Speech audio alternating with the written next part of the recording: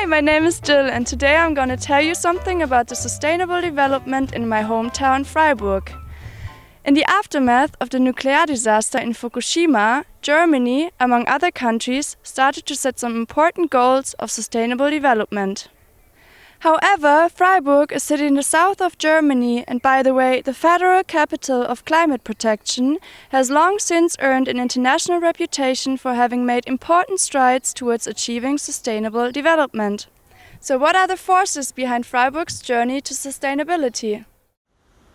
Firstly, there's more than one way to define sustainable development. The focus should rather be on what is to be sustained. It's our nature, our life support systems, and our community. And what should be developed? It's the people, the economy, and the society.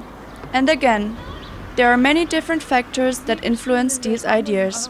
There are also many people that have a stake in sustaining and developing.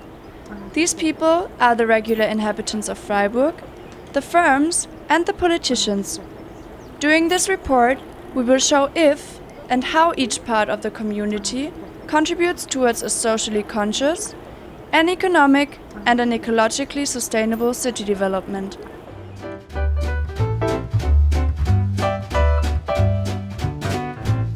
Nearly half of our energy use comes from building and living. A great example that shows the sustainable mindset of the people living in Freiburg is a traffic-calmed residential area called Vauban. Over 5,500 people live in so-called plus energy houses. These are houses that actually produce more energy than they consume and show virtually no loss of energy. So let's see how these houses look like.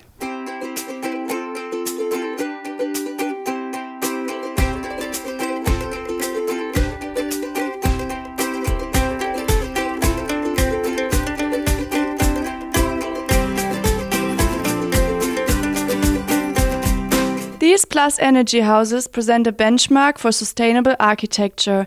It's a great example of design and sustainability. Mr. Schnürer, do you think that a sustainable lifestyle pays off? Es ist zunächst einmal so, dass wir Yes, absolutely. I think with this house we make a wonderful contribution to the environment and to the future of our kids and our grandkids, because we are not emitting CO2 or any other gas. CO2-Ausstoß ist zum Beispiel im Bereich von 0,%. Auch andere Gase stoßen wir nicht aus. Das heißt, wir leisten mit diesem Haus gleichzeitig einen Beitrag für die Zukunft, für die Kinder und die Kindeskinder. Und das andere ist, on the other hand, there's also an economic profit. We pay about 100 euros in monthly running costs, but we earn 300 euros from selling the excess energy we produce to the local energy grid. So, casually speaking, with this house, we are actually getting paid for saving energy. Euro übrig. Do you feel like an ecological pioneer, and do you think that the majority of the people living in Freiburg also act in a sustainable way? Initially, I was not an eco-fan at all, but I became one by living in this house and by experiencing it. I think that many people in Freiburg act in an environmentally conscious way, and I'm pretty convinced they know that you can only destroy your environment once. After all, it's not without reason that Freiburg got the title Green City. So again, I believe that a sustainable way of thinking is quite widespread here. Thank you very much for your time and this interview. Ich danke auch. It's not only the people of Freiburg that behave in a sustainable manner. The city also contributes its fair share. Large parts of the city center are car-free areas. To ensure accessibility and connectivity, the city of Freiburg relies on a comprehensive public transportation system. Around 70% of all residents live near a stop. To further reduce car traffic and the noise that comes with it, the city developed a dense network of cycle paths. On the energy side, Freiburg is also working steadily towards a greener future. Most of the city's energy demand is covered by solar installations on public buildings, hydroelectric river systems, wind turbines on the heights of the Black Forest, and biomass plants. With these climate protection measures, Freiburg promises to reduce its CO2 emissions by at least 50% by 2030 and targets climate neutrality by 2050. But let's hear it directly from a representative of the city's energy supplier Badenova.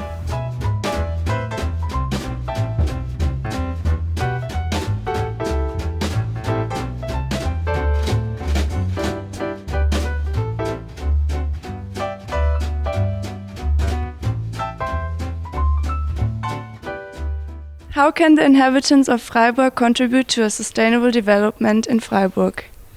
The residents of Freiburg have several options, which they actually make use of. Firstly, they can behave ecologically and energy efficient. Freiburg has the lowest per capita power consumption of all major cities in Baden-Württemberg. Secondly, you can also invest in sustainability. For example, by installing solar panels on your roof, a category which the residents of Freiburg are leading as well. And thirdly, the people can choose an energy supplier that offers green electricity. Again, the residents of Freiburg make unexceptional use of that offer by receiving 100% eco-power. Thank you very much for this interview. Gerne.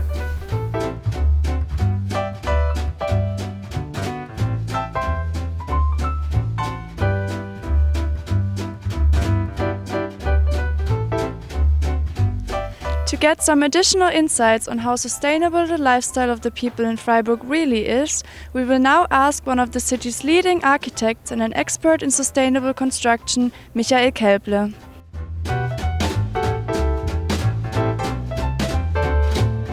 Will cities of the future really be self-sufficient, meaning that the utopian dream may become true already in Freiburg? What are the challenges we will face in the near future? What is the role of authorities? And is there any room for improvement? Now we will hear some thoughts and insights from the architect Michael Kelble. Dear Mr. Kelble. Hello. Hello. Looking at the going green concept of Freiburg, what is the city doing right? The city of Freiburg set itself the goal to surpass the given federal legislative measures by 20% at any time, meaning a 20% greater reduction in CO2 emissions and a simultaneous increase in sustainability by 20%. And all this during times of high federal standards. And how can the people of Freiburg contribute to achieve this goal of CO2 neutrality?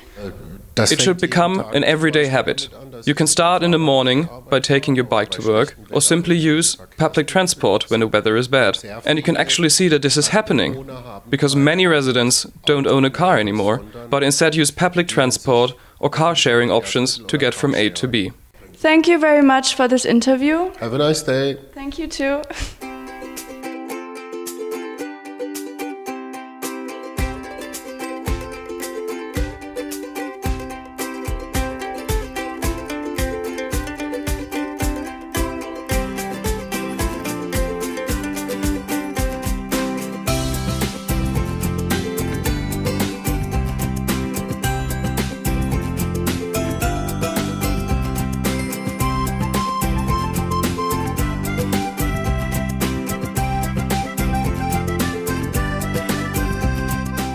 As we have seen, sustainability is actually lived in Freiburg and supported by its people.